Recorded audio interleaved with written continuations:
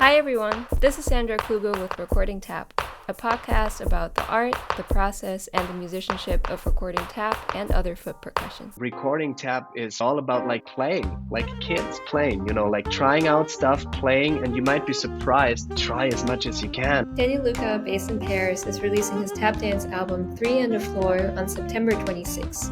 He works closely with Sarah Petronio, who's also featured on the album. Daniel is a member of Lila Petronio's Hip Tap Project and Knut Jerksen's Beats and Noises, and tours extensively as a soloist. He is the curator of the legendary Tap Ahead Festival at Tanzhaus NRW and the founder of Tap Jam Düsseldorf. Okay, we are live. Welcome, Daniel Luka, to my podcast. I'm very excited to talk to you today about recording tap.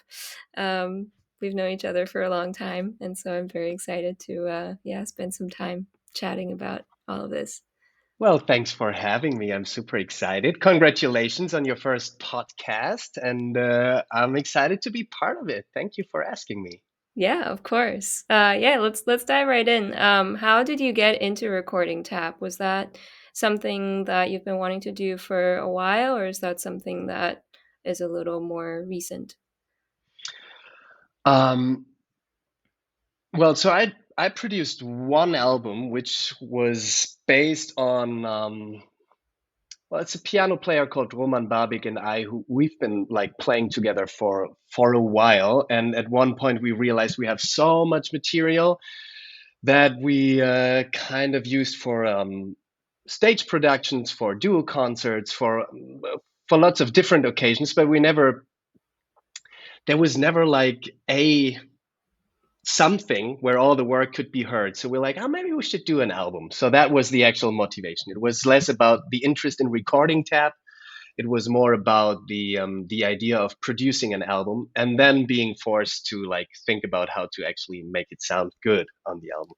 So before the album and also after, I was involved in a couple of recording sessions, but it was not self-produced, and not that I didn't care, but it was just something I had to do, like for a commercial or a short movie clip or something.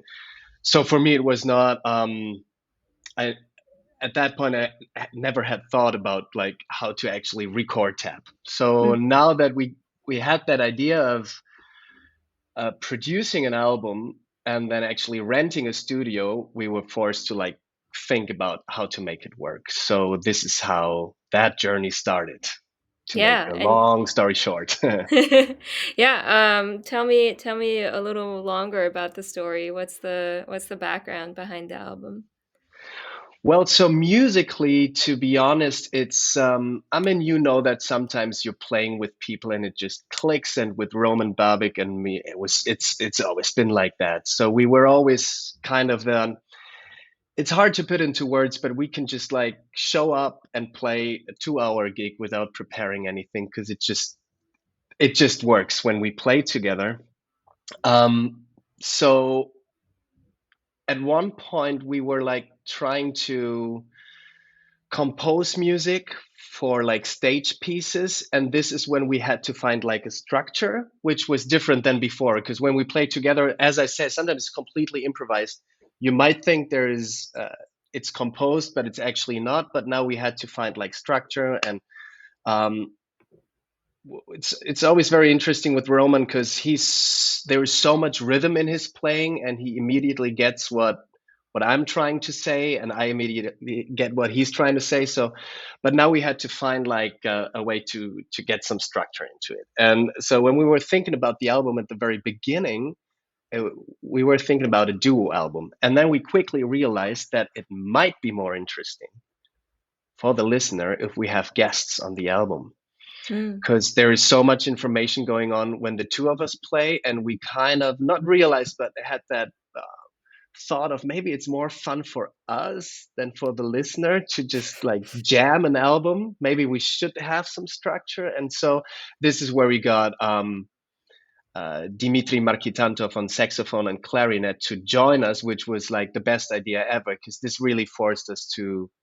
now compose music and have structure. And so what we did is we just met and we kind of improvised and then kept ideas within the improv and then decided where we want to go and then wrote down some structure.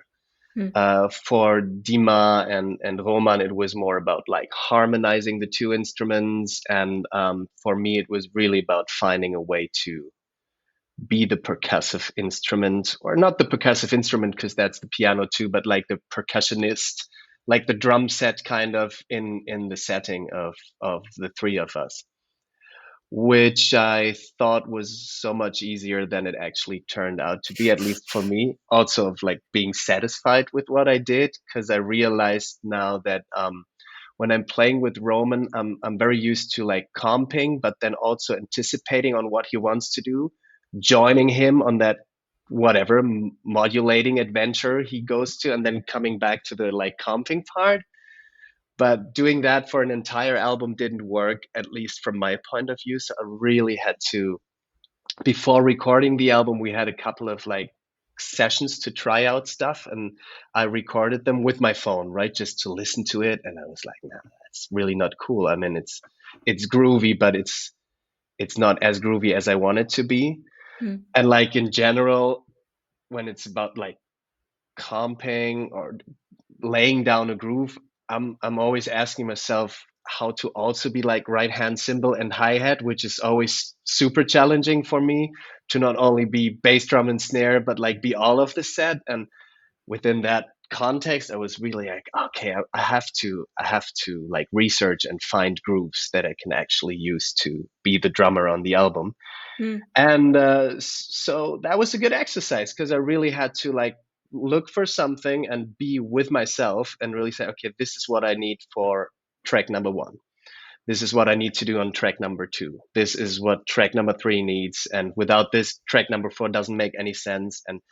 And so on and so on. So it was a really it was an interesting journey of finding that drummer inside of me, like, and laying down that groove the whole time constantly without Mm. like moving too much with the soloist, which works Yeah. if there is another drummer in the room, but in that case it was not the case. So yeah. Yeah. That's interesting. Do you feel like you tried to model the grooves that you were playing on the tracks after specific drum vocabulary, or was it more like listening to what drums do and then kind of interpreting it for your tap dancing? Mm. Well, that's an interesting question. I think it's the mix of both of what you just said, plus also really depending on what the guys were playing. Um, because sometimes, for instance, I mean, there's one track which is kind of based on I'd say early mid 80s R&B groove. Hmm. Okay, so, and I felt like putting that groove underneath the melody at the very beginning would give it away too early, because especially later we want to shuffle it and then go back to a straight feel. And however, so so I was listening to like 1983 to 1985, to be very specific, like how would the drummer uh, lay down the groove, especially in communication with electric bass, which we didn't Hmm. have in that case. But however, so there was a very specific period in time and music that I was listening to in order to get inspired. But then in the end, probably it did inspire my groove in a way, but I decided to not do it, but like play the melody with the saxophone and the piano. And then when the improv starts, actually lay down the groove, Mm. which is super not 80s, but kind of helped me to realize that this is exactly in that context what I did not want to do. Um, the title track of the album is based on a rumba clave, basically. So in that case, I was trying to find a melody that I could keep going with my feet, which is playing around the accents of the rumba clave. So basically, like put in some ghost notes, and like of course you hear like the ga, but around that, like like if I had like two hands playing ghost. So that was in that case it was completely bass, because the whole track builds on that rumba clave. So I was trying to find a groove that does more than that, but also like keeps the soul of the clave going, especially when the guys are improvising. So it really, because also musically it's so different. The album is, well, if you don't know how to call it nowadays, you just call it jazz. It's basically it's based on the craft of jazz playing, but I really don't know how to, because some of it is probably people would call it Balkan, Eastern European inspired klezmer-ish jazz, and others are like super classic bebop in a way. So Right. it really depends on the context, and because we were also playing duos, like when I was there's one track it's basically a Charlie Parker tune that I'm jamming with Dimitrij on saxophone. So while he was improvising, I'm just laying down a back tune, check two, check two, check two, check two, check two, check. Simple as that. I mean, simple as that. It's not simple as that to keep that going clean nicely, but do you know what I mean? It's not that it was super clear. That's what we need for this one. But then other tunes, maybe there's time structure changes, and yeah. So it really depends. Hmm. It really depended on the context and the constellation. Yeah. I'm curious because that's something that I think about a lot is the role that the taps play in an ensemble of any kind. Do you feel like, and this question is kind of for this album specifically, but also generally when you play, um, what role do you usually take, kind of on the spectrum of being purely a part of the rhythm section and like taking the role of the drums versus being like a featured soloist and like fitting in more with like the horns or any other like lead solo instrument? Mm. Well, that again, I would say depends on the constellation. Like for instance, if I would play a concert and there's no drummer except for myself, I would immediately like be okay. That's what I have to be tonight. Which also like puts me immediately into the like position of having to keep it all together, not having to keep it all together, but you know what I mean, like really sitting in like the drummer, but playing like on the album, like really laying down grooves and staying there, and not to like go places too quickly, but really like sit on a groove, which Yeah. always I feel at least is so much easier said than done, Oh you yeah. know, like It's a big responsibility too. I know, and it's especially when you hear somebody go places and you like kind of know what's probably maybe gonna happen. You want to go there, but you also know if I leave the groove, the whole thing's just gonna fall apart. It's like, Yeah. and that in a live situation, I feel is even more. It's not making me nervous, but that these are the moments where like, okay, you stay there, stay there, stay there, because I'm in an album. Of course, you just have a certain amount of time in the studio. But if worse comes to worse, you can say, okay, let's go take two. But in a live situation, that moment could be gone in a second. And if you don't like keep it together, so that's very challenging for me at least to like stay there. And I guess you know what I mean Oh, based on your reaction. I know exactly what you mean. And if it's people that you've never been, or maybe it's the first time you play together, maybe you did 2 or 3 gigs, it's also a different story because I feel you're still like trying to, find your way of playing together. But the worst, not the worst, but the most difficult thing for me is being the drummer with my feet, with people that I've played with like a million times, because that aspect of anticipation, kind of knowing what they might be doing and then not going there. This is really like, so the moment there is a drummer, I would do that. I would Hmm. just like follow that and join the soloist, and my comping is so much more like also like jumping in whenever I feel I could join a rhythmic idea, because I know Mhm. there's a drummer who's holding down the groove. So Yeah. that's in that case, it's probably automatically for me personally, like I'm more like a featured soloist. I'm like the saxophone player in that.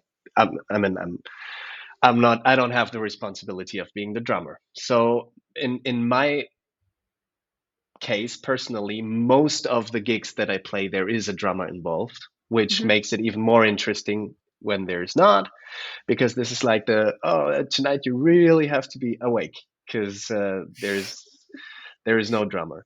And if it's like only taps and bass, for instance, that's to me personally almost I don't know, for whatever reason it's easier for me Hmm.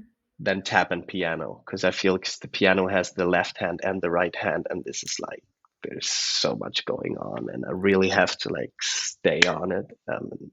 Yeah, Yeah. so it really depends on the context and the energy. Because if I'm playing, and that happens quite often, like for instance, I play two sets, 45 minutes each. If I'm like if I'm going for it like 45 minutes per set, I'm physically dead. Yeah. So this is automatically like I'm being more like a featured soloist in that context, also to save physical energy. Um, but then again, if it was 45 minutes, I like a 90-minute concert. Probably I wouldn't knock myself out that much if I was the drummer. So if it's a duo concert, now that I think about it, probably it depends. It always depends. It always depends. But yeah, so if there's no drummer, I would automatically try to like be the drummer with my feet, I guess. And yeah, Yeah. does that make sense? Yeah, in a way. Absolutely. Yeah. Yeah. I know exactly what you mean. I always like asking my guests about this kind of what role do you see yourself be in, because I feel like it's something that, like, even for people that don't necessarily record or like are all the way down the deep end of tap as music, is something that's still very worth considering, because it really, I mean, it changes the kinds of decisions that you make about your playing. And like, do you play while others are soloing, or do you step aside? Like, if you're accompanying, you're going to make a different choice than if you're also a soloist. So Absolutely. it's always interesting to hear. You mentioned a little bit already, but I'm curious to hear more about what parts of the album are pre-composed or pre-arranged, and what parts are improvised, if any. So there are a couple of tunes which I mean, it's mostly original music, but we threw in a couple of because we had two other special guests, which was Martin Gjakonovski on double bass, upright bass, and Sarah Petronio on taps. And for her, we threw in two tunes that she wanted to dance, which was Sandu, and we called it Ipa Jam because it was not really the girl from Ipanema. It was more like based on the tune, so Hmm. we called it Ipa Jam in the end.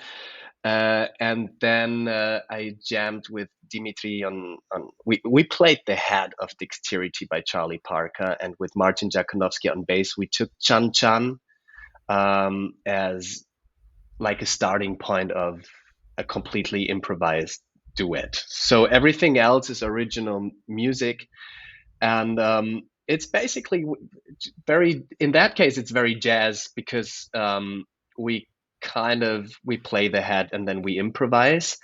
Interestingly enough, though, there is so many things that reoccurred and that happened over and over again based on the time that we've been playing together. I mean, we recorded the album what 8.5 years ago, but until that point, all of us, I mean, Roman and I, and Roman and Dima, I mean, we've been playing so much together that naturally there was so many things happening which were kind of structured after like take two, take three. It happened and happened over and over again, which then kind of feels like it was almost like composed, or like we said, okay, this is how we're going to do it, although it was not. Um, there are a couple of tunes that have not only time changes but also feel changes, and like there's two duets I play with Roman on the album, only piano and tap, and we're like that one is actually a classic blues structure, but we're like really modulating at some point. So this is kind of we're doing decisions, that's happening in advance. We're not like, okay, let's just go crazy and see what happens, which could work if you're lucky, but then again, I mean, uh, we were like, okay, no, let's think this through. So the piano duet called Blues Train that I'm doing with Roman, this is basically completely structured. I mean, we have improvised moments where he's doing a little solo, I do a little solo, but they're very short moments. So everything else, because it's also very fast. Actually, it's a very bebop-ish approach to the playing, meaning like we really knew like chord changes and rhythm change. I mean, it's all very. This is very set, basically. Um, we play a ballad together, which to me is like a jazz pop ballad almost when I think about it, which is super relaxed and super free all the time, almost meditating to me.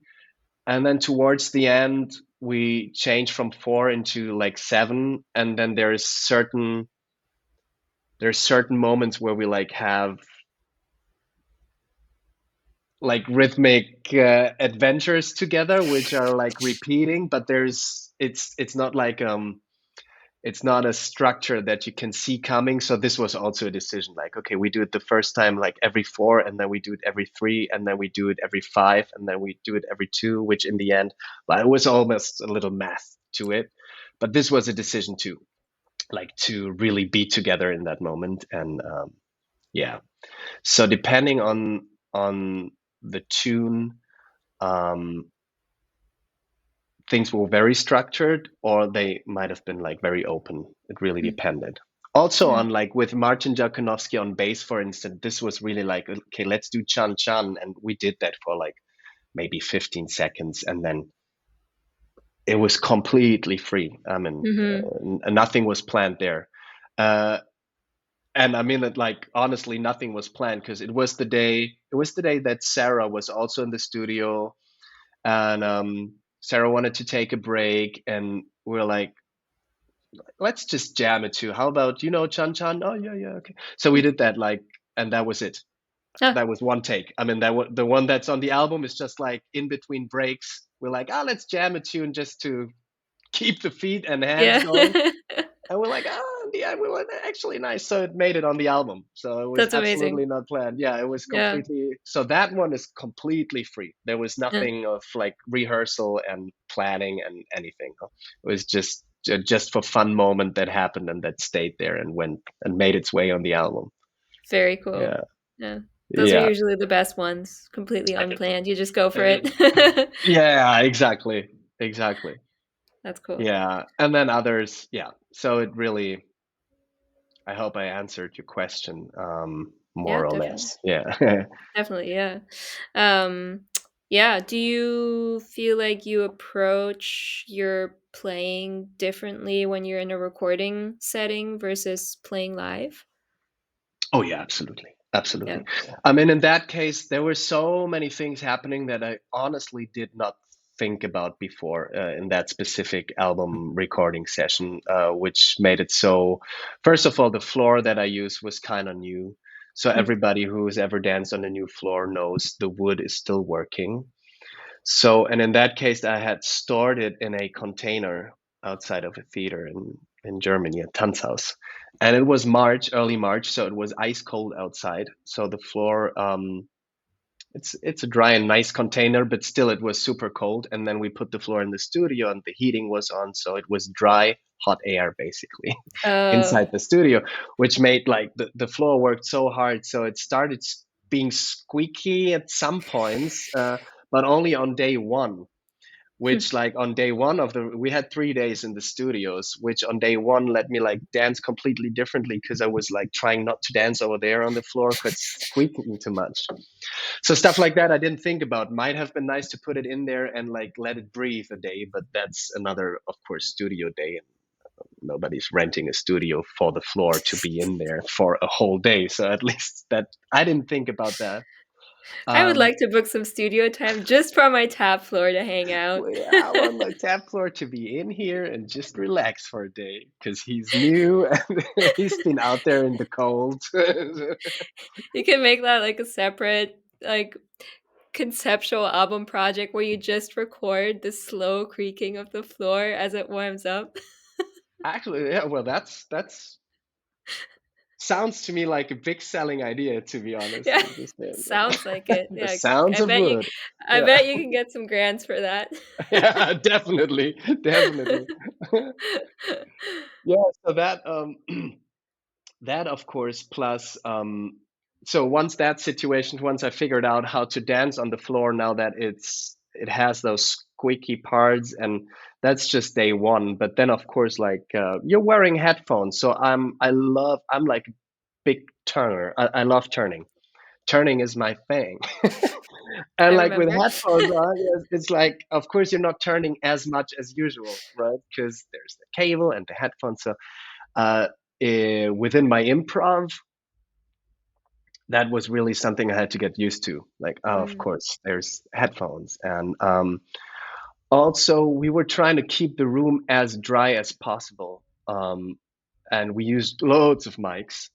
And then in the end, like mastering the album decided on how much bass we want and how much, but like the actual sound on my, what I actually heard while I was dancing was also very unusual for me. So all of this had big time effects on my dancing, um, which in itself makes it completely different to like performing live.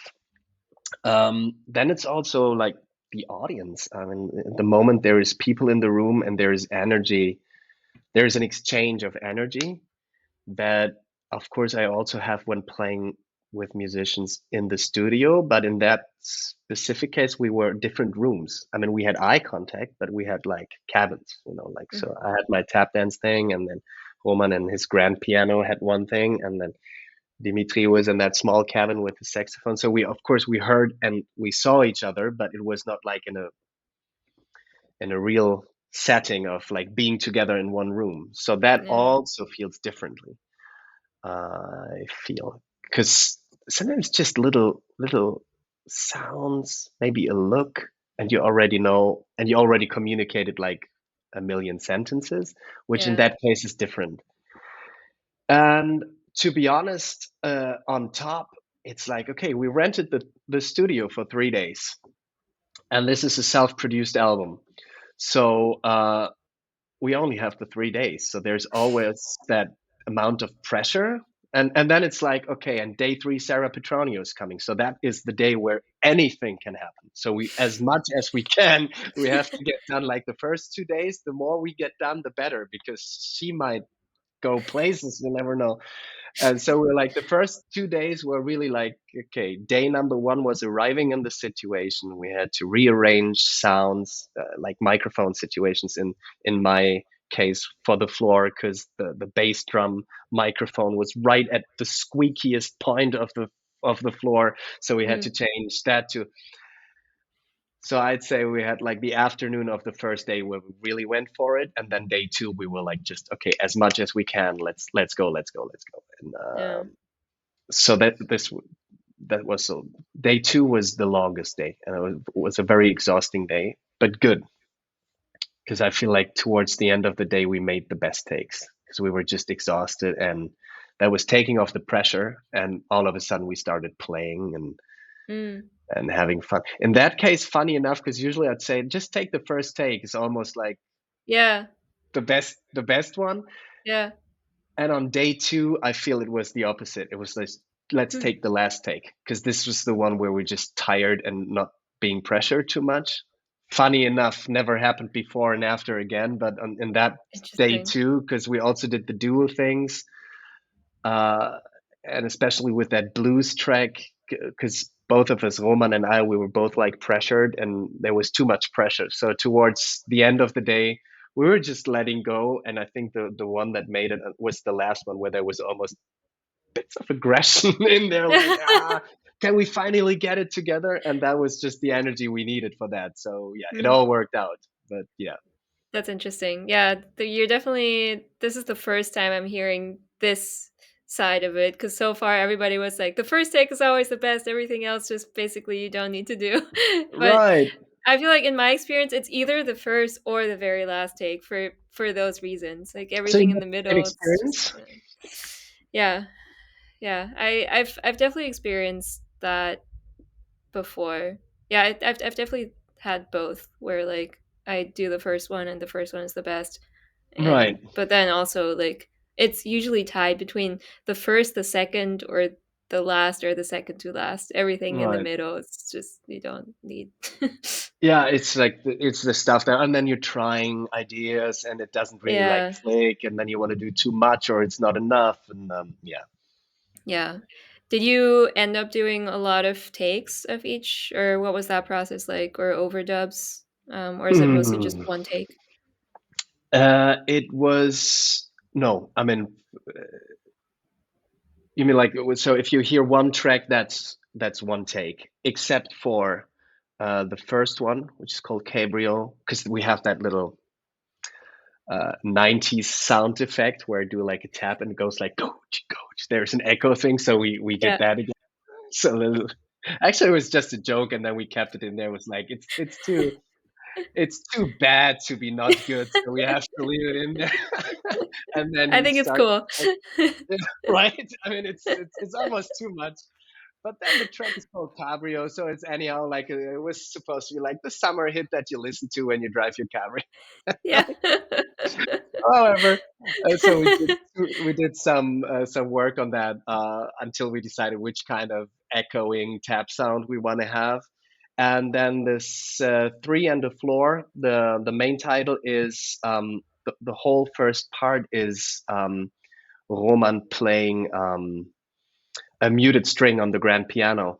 Mhm. But of course, if you mute it with the one hand and play it with the other hand, you can't play chords and stuff. So we had to like loop his muted string, and then he was putting chords over it. So Mm. that's something we did. But everything else, I think we almost did not chop up parts. There's one tune called Bundesallee, which is uh, we called it Bundesallee because for whatever reason it's a waltz, and in the beginning to us it sounded like the Champs Elysees song, like oh Champs Elysees, well for whatever, and we rehearsed it on the Bundesallee, and we were like, oh, we just called it Bundes.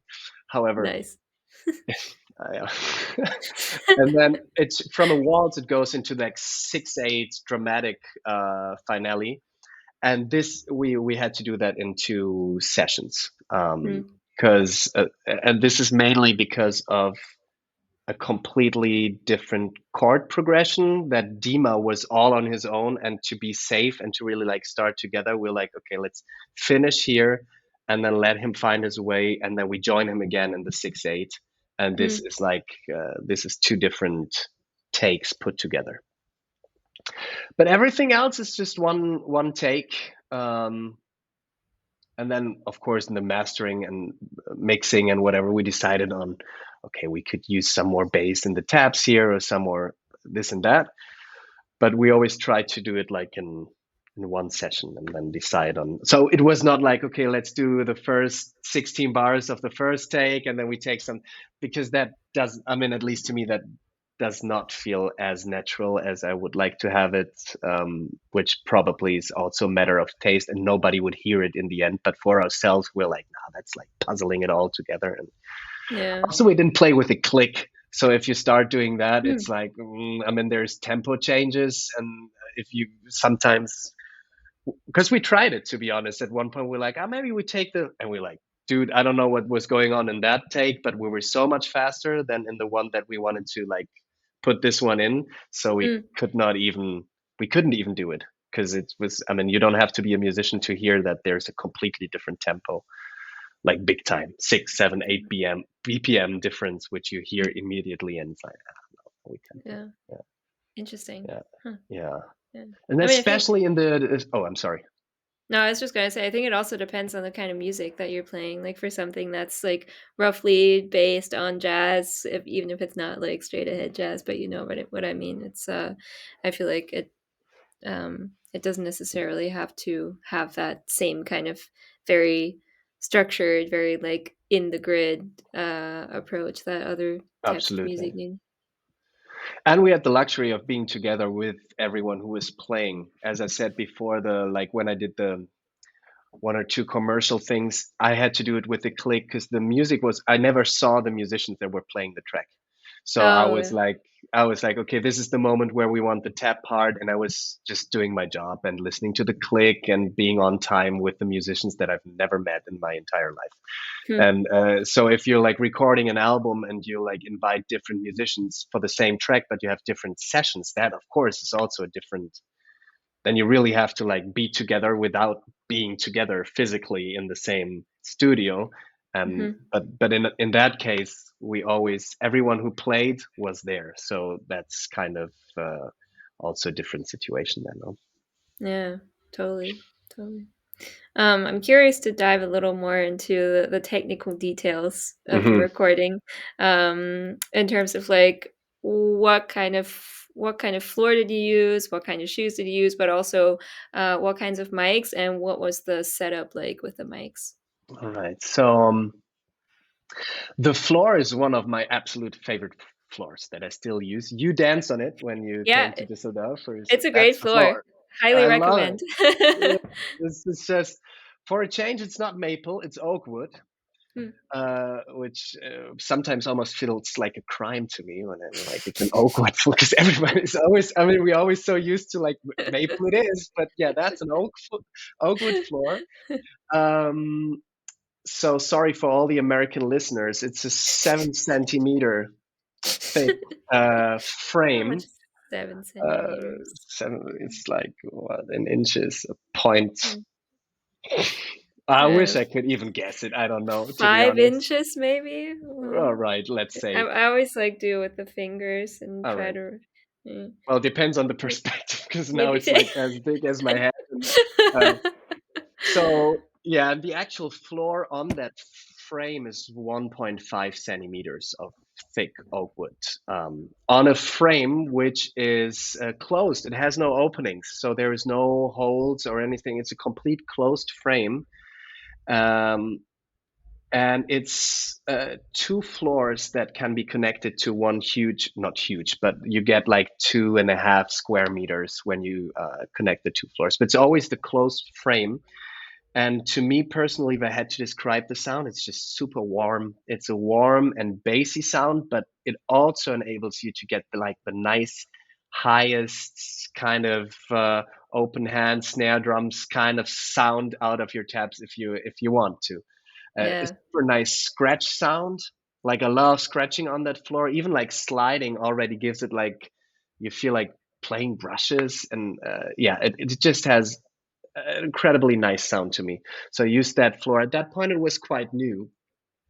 Now, like it's 8.5 years after this, so it might be like 9 years old. The floor, it's really like, it's like a good old, I don't know, like a good old bass or something. It's just very, I love it. And yeah. I mean, Did you yeah, build it yourself? no, it was built by a carpenter in Düsseldorf, Germany, whom I told about the idea, and then he went for it basically, and he sent pictures in between, and I was like, okay, that's super cool. I think that's nice. And then the day it was almost done, it needed some finishes, going to his place to like give it a first try, and I remember just putting down my heel and was like, oh, that's it, because it has that nice warm bassy sound, and it's Mm. uh so um so yeah, and with the years it changed a bit.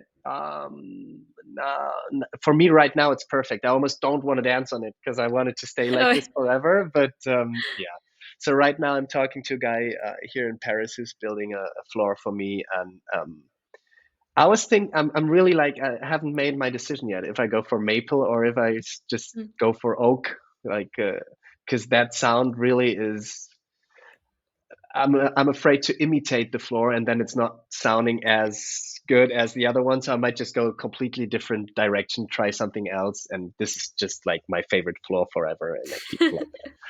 So yeah. yeah, and as I said, at that point it was quite new, which means the floor was still working. Uh, the wood was still, how do you call it? Like the wood was still bleeding. You know, that kind of juice Oh, that comes out of the. I mean, yeah. stuff like that. Like the day we left the studio was like, what's that on my hand now? Like, and I was, oh my God, I mean, this is like super fresh. The wood is really like trying to find its way to become a floor. Yeah. The floor was So so excited to see you. it was too excited to be part of the album. It was like, okay, I want to move. I want to like get all the juices out of it. Yeah.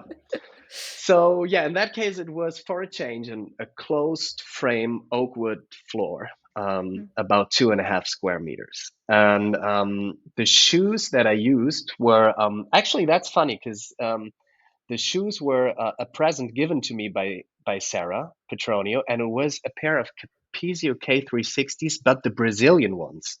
Mm. That I don't know if they still make them, but until that point I wasn't really aware of the production in Brazil. I was okay. That's a K360, but something is strange because like they have usually have the ornament kind of whatever thing inside, and then Yeah. the leather looked differently. And then somebody told me, somebody in it was the year that you and I were roomies for a while in Brooklyn, Ocean Parkway forever.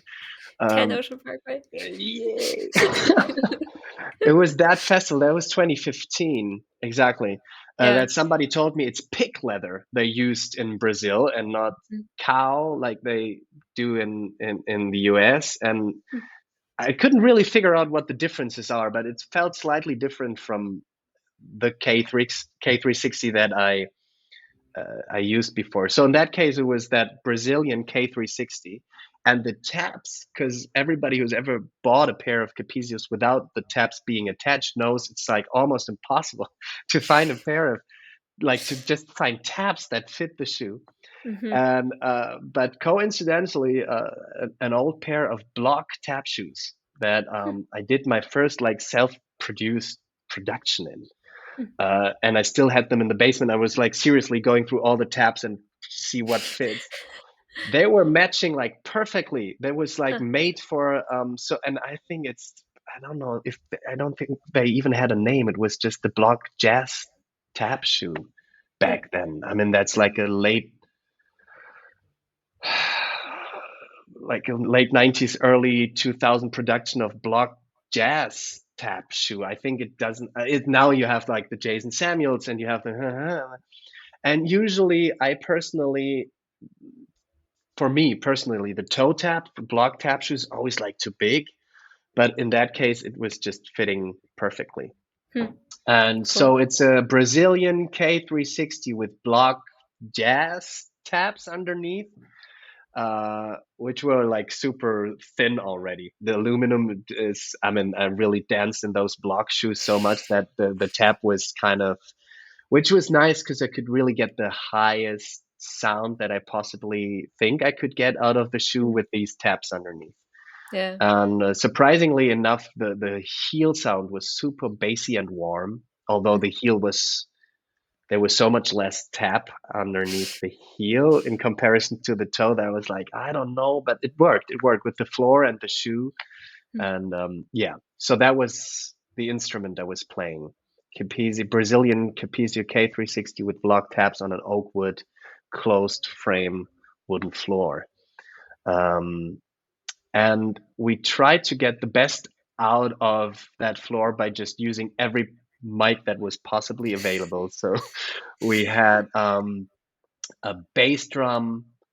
Uh, we had a bass drum mic right behind the floor. Underneath the floor, we had how do you call them again? Boundary mic. Yes, Boundary exactly. mic. That's Okay, boundary mic. that's that's the word I was looking for. Yes, which sounds nicer than Grenzflächenmikrofon.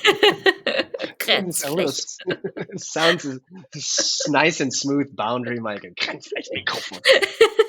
So yeah, so we had one boundary mic, one Grenzflächenmikrofon underneath the floor, and then one bass drum microphone right at the in the middle of the floor. And which day one we changed a bit because of the squeaky sound, but day two and three we just kept it like center behind the floor. Then we had two shotguns, corner right and corner left, like on the same height as my ankles.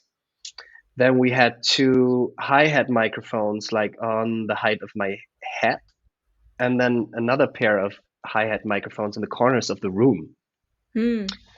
and we were trying to get the room as dry as possible with curtains, with anything we could find to not have any kind of echo, but have it as dry as possible to then decide how much, like delay, echo kind of ish effect we want to have on the sound. So in the end, I think we never used all of the mics at the same time, but depending on um, well, I think in the end, he was always recording.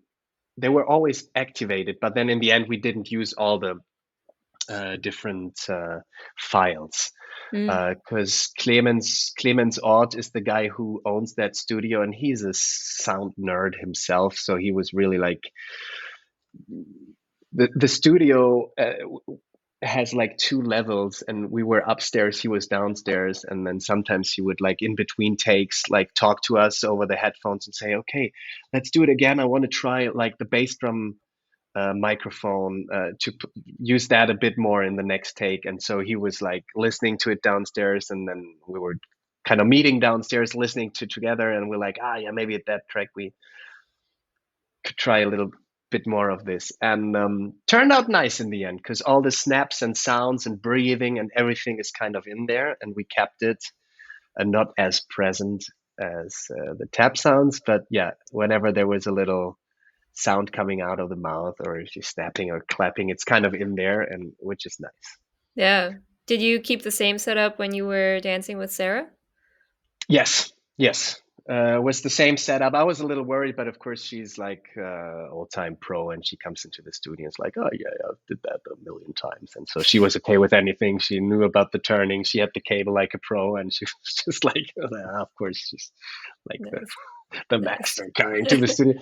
So yeah, we had the same setup, and that was interesting because it was two pair of feet and completely different. You could so hear the difference of the tap shoes because Yeah. she was wearing an old pair of, I think, well, I'm pretty sure it was a Miller and Ben, but Leo taps, Hmm.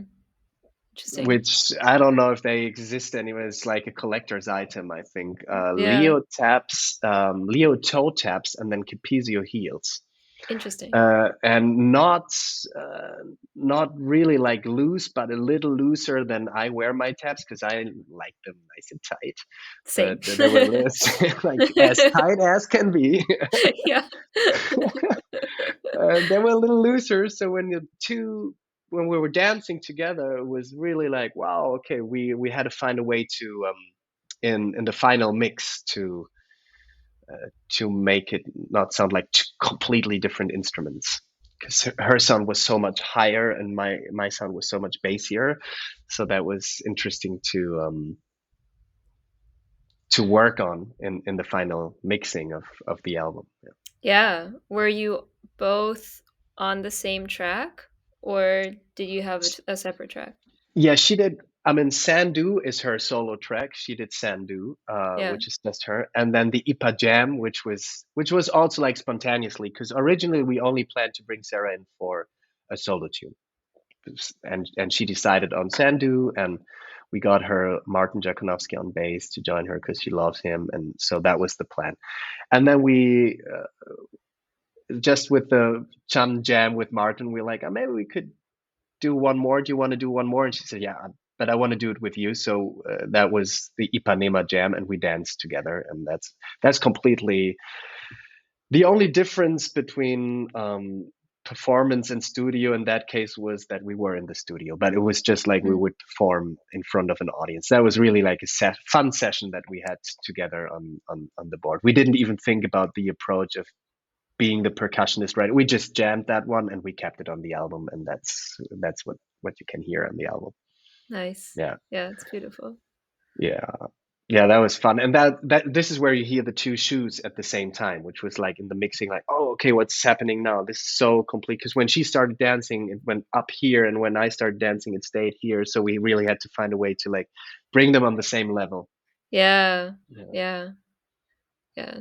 Um, so was it so I'm assuming it was like all both of the sound information from you and from her were coming into the same track, or was it separated? Exactly, it was coming into the same track. Mm. Yeah, that's challenging. That's challenging because we didn't have another room. We didn't plan that, so we didn't have like another tap room. So it was just Right. okay. It was there was never the plan of two different tap tracks, right? So we did it, and then like so many things that happened within these 3 days, then later we're like, oh, now we have to like make it sound not weird because it's two completely different like also like approaches and creating the sound. And yeah, so that was interesting, but we managed to like find a way to make it sound like one Yeah. in the Yeah. end. Yeah. Yeah. Um, yeah, kind of on that, curious to hear more about the mixing process. Were you present for the mixing? Oh yeah, we were Yeah, present with from the first to the last second. nice. Did you do any uh mixing like during the recording session, or was it separate steps? no, we were like making decisions during the recording session with Clemens Ott, who's doing the mixing with us. But we said like, is that okay? Can we, like for instance with Sarah, can we find a way in the final mixing to make it sound like not two completely different things happening at the same time? And when he said yes, we were like, okay, let's do it, because we had 3 days to record. But then after these 3 days, we had another 2 days with him for the mixing. Nice. And some things he did, like we made decisions, told him to do it that and that way, and he did, and then he sent it to us, and we were like, okay, that's okay. So we weren't there like for the whole mixing process, because then that was so much more than 2 days, I think, the work he had to do. But we were there to like listen to all the music, make decisions. Some tracks we could like mix with him like real time and be like, okay, that's it, the track is done. And Hmm. others were like there was too much information also for him to like do it in the moment. So we were making the decisions, and then he sent it to us, and we were listening to it. And to be honest, we had a third half day where we were like coming back to the place and then re-listen to all of it again to like really make the final call and say, okay, this is it. Yeah. Yep. So How it did was you good. Yeah, I'm curious how you approach mixing tap, because I always think about how there's a default way to mix pretty much any other instrument, or not default, but like certain things that people tend to do. But tap, there's not really much of a precedent in how people treat it. So I'm curious if you've um, gained any insight on what he did with the taps. He compared it to a cajon for Mm. whatever reason. So he was like his approach to, and also interesting is that there were people working at the studio who listened to the music while he was mixing it without us being present. Hmm. And they thought it was either a cajon, some heard congas. They didn't know that it was tap. Interesting.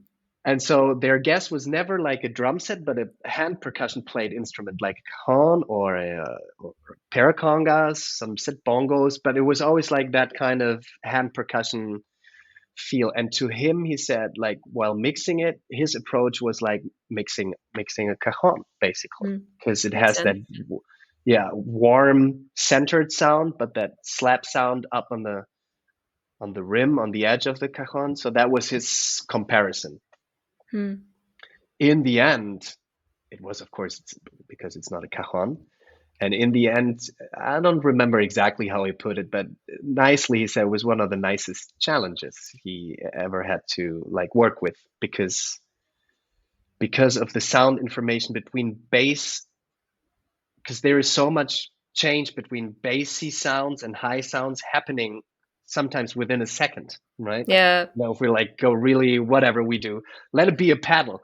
So you're just paddling fast, and it's like, oh, there's bass, but there's so much, and in a way that a cajon would probably never be played just and a drum set neither. You know what I mean? Like, so there's that Yeah. between the high and the deep sounds. It's like he was like, well, sometimes I couldn't even hear it, and then there's flams, and I'm used to hearing flams, but they still sound different because yeah. So I think for him it was a nice challenge. He loved it. Huh? He was also the one who was starting to build that kind of lab of microphones and pre-testing, and so he was really into it and looking forward to doing that recording session. Yeah. Um, so yeah, but to actually go back to that to the answer of your question, he compared it to cajon, like he would Mm. mix a cajon. That's very interesting. Yeah. And I I mean, it's personally have never done mixing that much that I could share a personal point of view on from that side. I was just involved in what he did, and he compared it to, yeah. yeah. Do you know how much he did to the taps? Not too much, because luckily the room was really as dry as can be. So Yeah. it was just sometimes we needed some, depending on if Roman was playing with sustain, maybe then we had some more like uh, not echo, but like volume in general in the tap to make it more present. Like in that blues number, for instance, was so much rhythm, and Roman was just like playing it like a percussive instrument. So I think he almost kept it just as it was. Hmm. And then mostly it was like playing with volume, not intensity, I would say, like volume and echo delay decisions. But the sound Yeah. itself has not been changed a lot. Yeah. I mean, from what I've Mm. learned in my mixing journey is that the volume faders are the most important mixing tool. Everything else, like, you gotta have the volume balance, right? Right. And do you feel like, depending on how much, probably that's what it is, right? Depending on how much energy you give into a sound, of course, it's so much louder than the sound before. Yeah. Yeah, totally. And I mean, I think that's also one of the difficult things for taps is that there can be so much variety in how much the volume changes in the span of even just a few bars, and not Right. just the volume but also like maybe it's a loud high sound but then it's a low a quiet dark sound, but then the next high sound is quiet, and then the next, so like it's just all over the place, and just like the way that our ears perceive sound too, because the higher sounds are going to sound louder even though their actual um like decibel information is not as much louder as we perceive it. So it's Right. there's so much that goes into it. Yeah, also I remember the like what kind of sound, because one of the biggest surprises for him was like my toe sound, like the toe, not the ball of the but the toe. Yeah. Because if you like look at the amount of sounds you do, in my case, in that album specifically, it was the amount of toe sounds that I did was much less than balls and heels. Mm.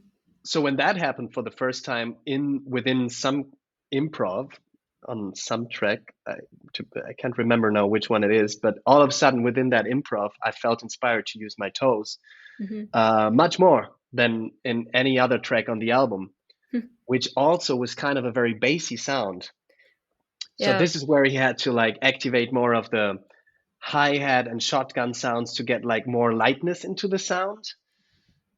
So in that case, it was volume, but also because the toe and the heel were so close to each other sound-wise Yeah. that when you listen to it, sometimes it was like it was too bassy. It was like two bass drums. Because it was whatever, it was toes and heels for a Mm. section of. But the moment you got the shotguns and the hi-hat sound in there, it made sense again for the ear. It was like, okay, there's two different things. It's not like two heels just dropping heels. It's yeah, Right, right. yeah, Interesting. Yeah. yeah. It's crazy. What's I mean, it's all stuff that you don't. I mean, I at least didn't think about all this before. It's just like, okay, let's do an album, and then you're like faced with all of this, which is super interesting. Yeah, I mean, I think even just the from what I remember when I started recording, even just the act of recording yourself and then listening back to it and becoming so aware of all the ways in which your timing is off, even though you thought that your timing is completely on point. Right, right, yeah, and then with playing with others, and you're like, okay, this is so super groovy, and then you listen to it, and it's like nobody will ever understand what happened there. I mean, Yeah. not even I really know what I did. Just in that moment, you're like, wow, that was exactly what we needed, and no, no, no, Yeah. what it Yeah, is. it's definitely a whole particular environment when you record. Um, Definitely, yeah. yeah, what do you feel like is the most surprising or unexpected thing that you learned in the whole process? The most surprising and unexpected thing that I learned in the process is that if I only hear a toe dropping for 2 minutes in the context of music without seeing it, it does not get boring at all. Hmm. So that kind of encouraged me to do the same thing when I'm playing a concert. So I'm Hmm. happy to like drop the toe for half a tune and don't feel like because now I'm visible and people see me, this could be boring. I think that's really something I took out of the recording session, which is just probably I guess like a natural thing. The moment you not only being heard but people see you, you make different decisions. But especially when it comes and there's a drum. Let's say I play trio, bass, drums, and piano, and there is a drummer. There is nothing wrong with just intentionally and like with a musical decision, but like dropping your toe and Yeah. and not doing more than that, and that's super cool. That could be exactly what it needs in that Yeah. moment. And I think the guts to do that, maybe that recording session really helped to realize that, all right, if I really only like take out every visual aspect and listen to it, that's really cool. Hmm. Yeah. And that, I guess, might be the most surprising lesson. Not even maybe surprising, but yeah, maybe a lesson that I took from doing that album. And a second one might be like thinking about grooves. When I take out when I what I did for a while after, and sometimes I still do when I think about grooves, is like really like record them, but only the sound, and then Hmm. re-listen, and then see if I really think it's still groovy. Only listening to it, even though I'm choreographing for a group, I'm not even dancing that groove, but so I'm thinking in visuals and stuff, but then just record it, listen to it, and really see if it's groovy or not. And if I'm happy with it, then find a way to make it maybe visually attractive, Hmm. whatever. But yeah, so that's something I have not done before, to be honest, that Hmm. much, and that I started doing after, like recording the sound on your phone and just listen to it. I did videos and then like rewatch the videos, but not only Hmm. the sound. I'm to the moment there's a video, I'm looking at it. So like really, like recording the sound just makes a difference. And then with your ear plug, your earphones, not plugs, your earphones, and then listen to it and not the sound of your phone, but like really put in your earphones, then listen to it. Does it make me happy? Is it groovy or not? And Hmm. yeah, I like yeah, that. Yeah. yeah. Kind of on that topic, what piece of advice would you give someone who wants to get into recording tap?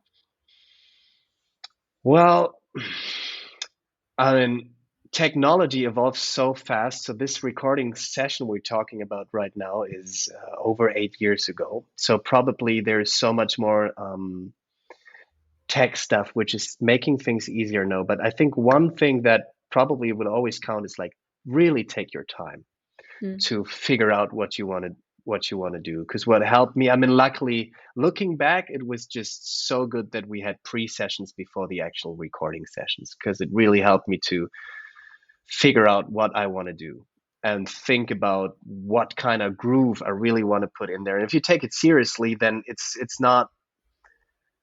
I mean, at least for me, it was not done within 1 hour. Like, okay, and that it was really like sometimes it was maybe faster, but like one or two tracks that took me like a week to really figure out what to do with my feet in order to be happy and say, okay, I think this is exactly what the track needs. So Yeah. if I think it's like try and error, and recording tap is probably all about like playing like kids playing, like trying out stuff, playing, and you might be surprised, but what you need for that is time. And then before booking that studio, just like try as much as you can. And you might want to add, I don't know, get some get some kind of material on the floor, and all of a sudden you realize, oh, it's just that bit of sand that makes the sound different. It's just like trying Yeah. stuff, taking your time, and then really know what you want people to hear. Because the one thing is recording tap because it's a necessity. You're doing a movie, and then of course the sound of dancing on concrete doesn't sound as good as, so you have to like synchronize it. That's the one thing. Then you're synchronizing the picture that you see.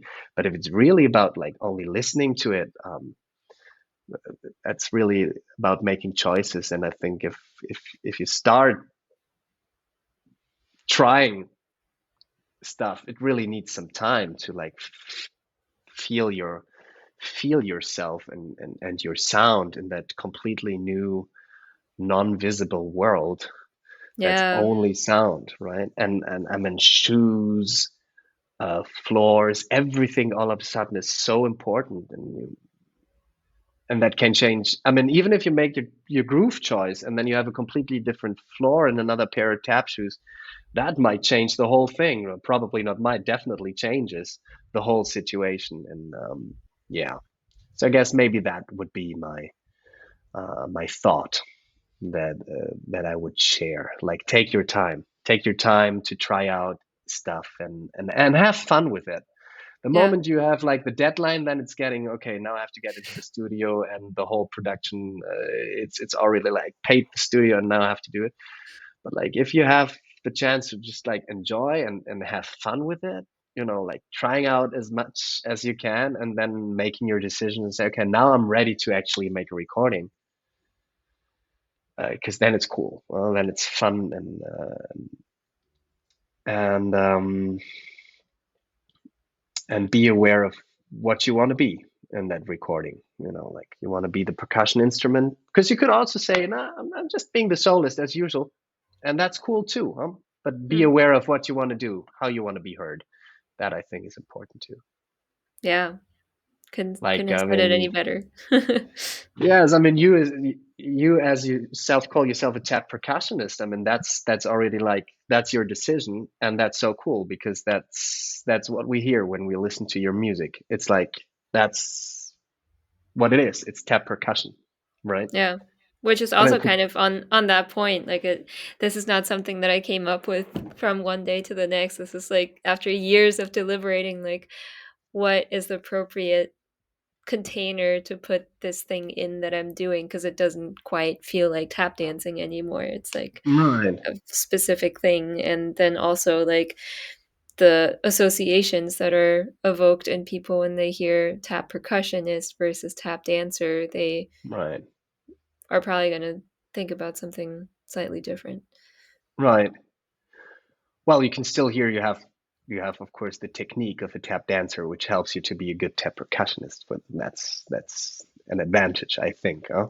So Yeah. to get the sounds nice and clean and on point and play with melody, and so yeah, I really enjoy listening to your music, and I can really hear that approach. And it took so many years for you to figure it out, but it's audible. I think it's audible that you said, okay, this is what I want to do. So it's not like now and then I'm doing a little tap recording, but really get into that. And that's what I mean with like be aware of what you wanna be. What's your role in there? And every decision is cool, but I think you should make one decision before recording tap. And Totally if you're agree. tap percussionist, you'll hear the difference. Yeah. Yeah, I mean, the thing I think with all of that too is that we, like everybody who explores recording tap is exploring something new. Like there's so many piano players that have recorded. There's so many drummers that have recorded.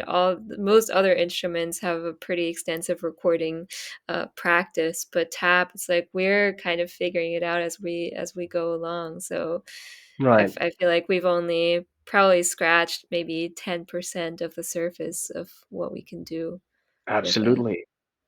Well, and then technology, as I say, I mean, there's so many more possibilities uh, now than I don't know which year Heather Cornell recorded her album, but last time I saw her, we talked about that. And that was this is also like a couple of years that like technology now is so different, and probably the whole process of creating that music would have been completely different to Mm. what it's been.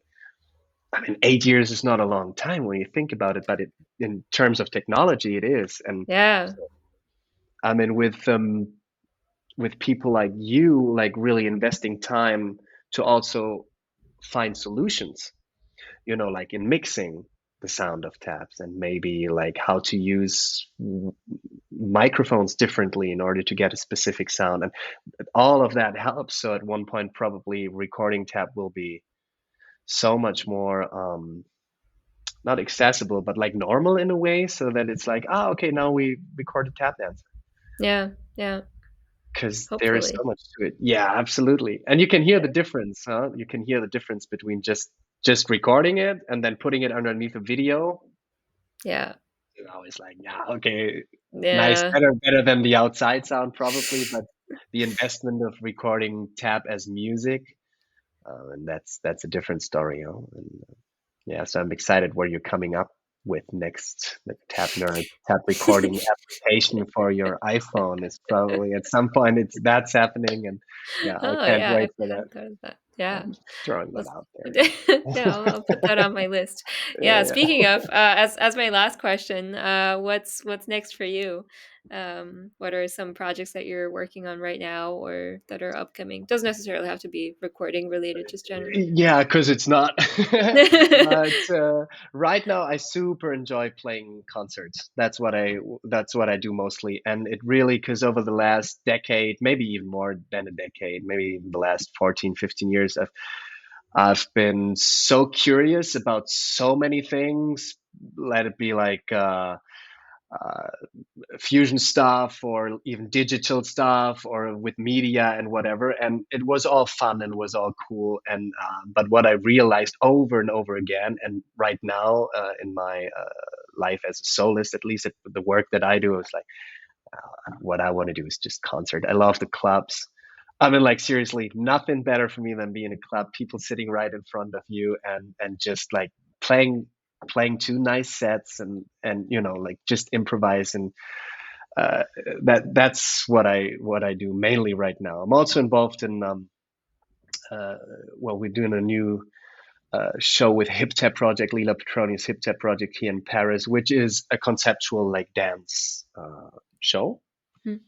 which is going to be not a concert, but like what I personally do mainly right now is concert as much as I can, different constellations, and looking for new people, looking for new sounds, and trying to keep my ears open at sessions and stuff. Like, oh, that's an interesting person. I've never heard that sound before. Maybe we could play together. And so that I really enjoy doing that right now.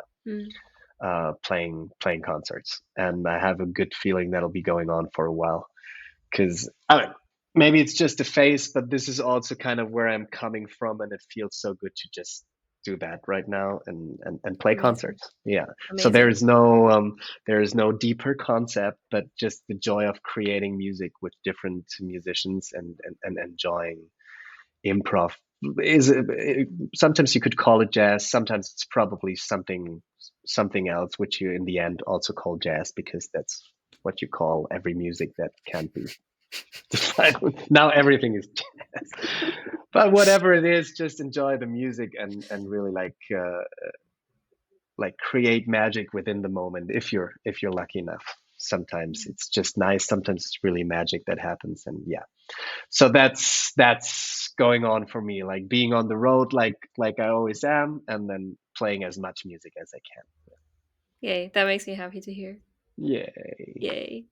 Cool. Well, thank you so much, Daniel, Tab for nerd, taking that the was so time. That cool. I'm really nerd, happy yes. that I was part of your podcast.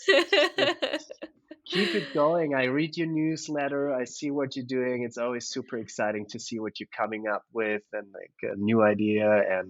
And then at the same time, you're just walking miles and miles through New York every day, and it's just nice to see that you're doing your thing. You're doing your Thank you. thing. Yeah, keep that going. It's really nice to see that you are you Thank in you. what you do. Yeah. Yeah, same to you. Well, thank you so much for joining me. Thank you, Tap Nerd. Tap Nerd Love. Tap on. Thank you for listening to my conversation with Daniel. To find out more about his work, you can visit his website, danielluka.com, and his Instagram at danielluka_. You can listen to his album, 3 on the Floor, on all major streaming platforms. All the links are in the show notes. See you soon.